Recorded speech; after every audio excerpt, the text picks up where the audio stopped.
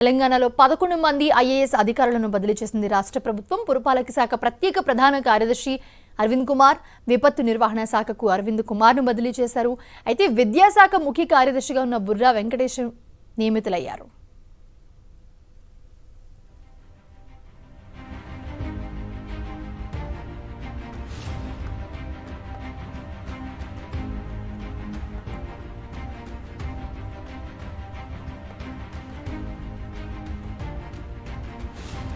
తెలంగాణలో 11 మంది ఐఏఎస్ అధికారులను బదిలీ చేసింది రాష్ట్ర ప్రభుత్వం. పురపాలక శాఖ ప్రత్యేక ప్రధాన కార్యదర్శిగా అరవింద్ కుమార్, విపత్తు నిర్వహణ శాఖకు అరవింద్ కుమార్ను బదిలీ చేసింది ప్రభుత్వం. అలాగే విద్యాశాఖ ముఖ్య కార్యదర్శిగా బుర్రా వెంకటేశం నియమితులయ్యారు. ఇది అంశానికి సంబంధించి మరిన్ని అప్డేట్స్ మా ప్రతినిధి శేఖర్ అందిస్తారు.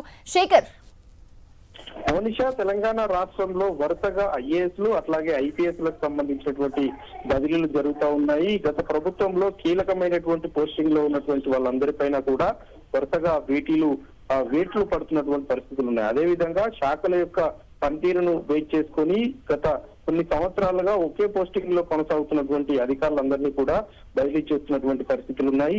నిన్న అడిషనల్ కలెక్టర్లను బదిలీ చేశారు. మొన్న కీలకమైనటువంటి ఐపీఎస్ లకు సంబంధించినటువంటి బదిలీలు జరిగాయి. ఈ రోజు ఐఏఎస్ లకు సంబంధించి ముఖ్యంగా ఆయా శాఖలలో కీలకమైనటువంటి పోస్టింగ్ లో ఉన్నటువంటి చీఫ్లుగా వ్యవహరిస్తున్నటువంటి అధికారుల బదిలీలు జరిగేటువంటి పరిస్థితులు ఉన్నాయని చెప్పుకోవాలి. ఎడ్యుకేషన్ కి సంబంధించి, వైద్యారోగ్యానికి సంబంధించి క్రిస్టియానాని ఆమెను బదిలీ చేశారు. ఆమె గతంలో ఉమెన్ వెల్ఫేర్ కి సంబంధించినటువంటి పోస్టింగ్ లో ఉన్నారని చెప్పుకోవాలి. అట్లాగే హెచ్ఎండిఏ కమిషనర్ గా వ్యవహరించి కీలకమైనటువంటి పాత్ర పోషించినటువంటి అరవింద్ కుమార్ ని బదిలీ చేస్తూ విపత్తు నిర్వహణ శాఖ ప్రత్యేక ప్రధాన కార్యదర్శిగా ఆయనను నియమించడం జరిగింది. అట్లాగే వాణి ప్రసాద్ ని అటవీ శాఖ అట్లాగే పర్యావరణానికి సంబంధించి R&B అట్లాగే ట్రాన్స్పోర్ట్ కు సంబంధించినటువంటి కార్యదర్శిగా బి శ్రీనివాసును, అదేవిధంగా జిఐడి కార్యదర్శిగా రాహుల్ బొజ్జాను నియమించడం జరిగింది. మొత్తం 11 మంది ఐఏఎస్ లను నియమించారు. ఎలక్షన్ కమిషన్ బదిలీ చేసినటువంటి బి శ్రీనివాసులు, శ్రీదేవికి కూడా